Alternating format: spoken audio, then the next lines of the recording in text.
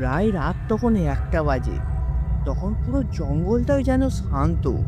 আর ওই শান্ত জঙ্গলের ভেতর দিয়ে দুই বন্ধু পথ হারিয়ে হেঁটে চলেছে।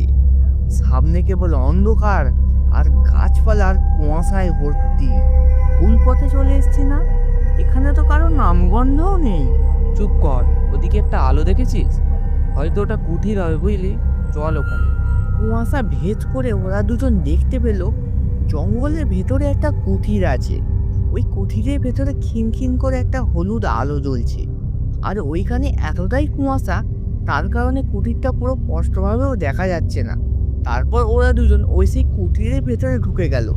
কুটিরের ভেতরে ঢোকার সাথে সাথেই ওদের গায়ে যেন একটা অদ্ভুত ঠান্ডা হাওয়ার অনুভূতি হলো। পর ওরা দুজন ভেতরে গিয়ে দেখতে পেল ভিতরে কিরম যেন একটা কালো কালো দাগ রয়েছে মেঝেতে। তারপর ওরা এদিক ওদিক দেখতে থাকলো, কিন্তু ভেতরে কাউকেই দেখতে পেল না। হঠাৎ তক্ষুনি বাইরে থেকে কিরম একটা ঠং ঠং আওয়াজে ঘরের কপাটটাও হঠাৎ বন্ধ হয়ে গেল।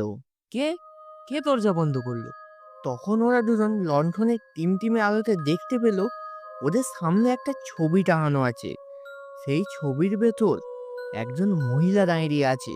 সে মহিলার মুখে যেন একটুও হাসি নেই, তাদের দিকে যেন ড্যাব ড্যাব করে তাকিয়ে আছে।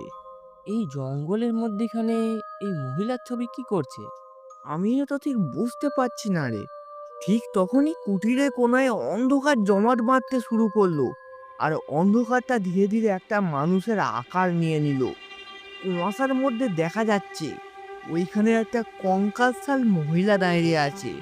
দেখে মনে হচ্ছে সে একটা ডাইনি। তার গা হাত পা যেন কঙ্কালসাল, চোখ দুটোও জ্বলছে।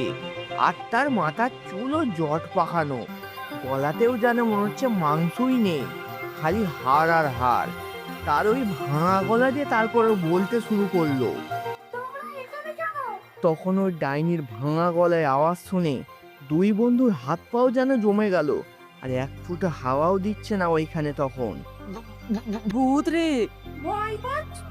ভয় তো লাগবেই, কারণ এই কুটিরে যে ঢোকে সে আর বাইরে বেঁচে ফিরতে পারে না। তারপর সেই ডাইনিটা আস্তে আস্তে মাটি থেকে ভেসে গেল। তখন তার পা দুটো শূন্যে ভাসছে এবং সে তার হাত পাতা আস্তে আস্তে চালাচ্ছে। তখন যেন তার নিচ দিয়ে আস্তে আস্তে কুয়াশার মতো সাদা ধোঁয়া উঠছে তার চারদিক থেকে। আমি এই জঙ্গলের সীতা। 12 বছর আগে আমাকে এই জঙ্গলে পুড়িয়ে মারা হয়েছিল, কারণ আমি বলেছিলাম এই জঙ্গলে একটা কালো পথ আছে যেদিকে গেলে মানুষ আর ফিরে আসে না। তোমায় কি কে মেরেছিল? যারা আমায় বিশ্বাস করেনি, ঠিক তোদের মতো লোকেরা। তখন ওই কথাগুলো বলবার পর ডাইনির মুখে একটা আজব শান্তি লক্ষ্য করা যায়। তখন ডাইনি আর কিচ্ছু বলছে না। আর ওই দুই বন্ধু তখন ভয়েতে কাবু হয়ে গেছে। ওরা দুজন কি বলবে বা কি করবে কিছুই বুঝে উঠতে পারছে না, কারণ তখন কুটিরের দরজাও বন্ধ হয়ে আছে। ডাইনি, আমরা তো বিশ্বাস করেছি, আমাদেরকে দয়া করে ছেড়ে দাও। হ্যাঁ, আমাদেরকে ছেড়ে দাও। তোদের দুজনের মধ্যে আমি কাউকে ছাড়বো না। তোদের দুজনের গল্প আজ এখানেই শেষ।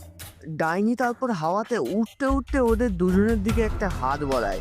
তারপর ওই নীল জামা পরা ছেলেটা আস্তে আস্তে দেয়ালে সিটে একটা ফ্রেমের মধ্যে বন্দি হয়ে যায়। বাঁচাও, বাঁচাও, কে কোথায় আছো? বাঁচাও, আমাকে এই ফ্রেম থেকে মুক্ত করো, বাঁচাও। ইস, আহ, আহ, আহ, আহ। এবার তোর পালা। এরপর ডাইনি আর একটা ছেলের পেছনে পড়ে যায়। তখন ওই ছেলেটি জোর দৌড়চ্ছে, প্রাণ বাঁচানোর জন্য সে জঙ্গলের ভেতর দিয়ে দৌড়ে চলেছে। এরপর ডাইনি উঠতে উঠতে বলে। তোর গল্প আজকে এখানেই শেষ। তারপর ডাইনি উঠতে উঠতে সে ছেলের দিকে নেমে আসে এবং একটা ছো মানে ছেলেটাকে আকাশের মধ্যিখানে নিয়ে চলে যায়। তারপর সেই ছেলেটা ভয় খেতে খেতে বলতে থাকে। আমাকে ছেড়ে দাও, আমায় নিচে নামিয়ে দাও, আমার খুব ভয় করছে, দয়া করে আমায় ছেড়ে দাও, আমায় নিচে নামিয়ে দাও। তারপর ডাইনি এই ছেলেটাকে মহাকাশ থেকে ছুঁড়ে ফেলে দেয় মাটিতে। এরপর সেই ছেলেটা মাটিতে পড়ি অজ্ঞান হয়ে যায়। পরের দিন সকালে তার চোখ খুললে সে দেখতে পায় তার চারদিকে কেউ নেই। সে একা একটা গ্রামের ধারে শুয়ে আছে। আমি এখানে কি করে এলাম? আহ! আমাকে তো আকাশ থেকে ফেলে দিয়েছিল। তাও আমার হাত পা কি করে ঠিক আছে? সেই ছেলেটা ডাইনির হাত থেকে কি করে বাঁচলো সেটা আজ অব্দি একটা রহস্যের মধ্যেই লুকিয়ে থেকে গেল।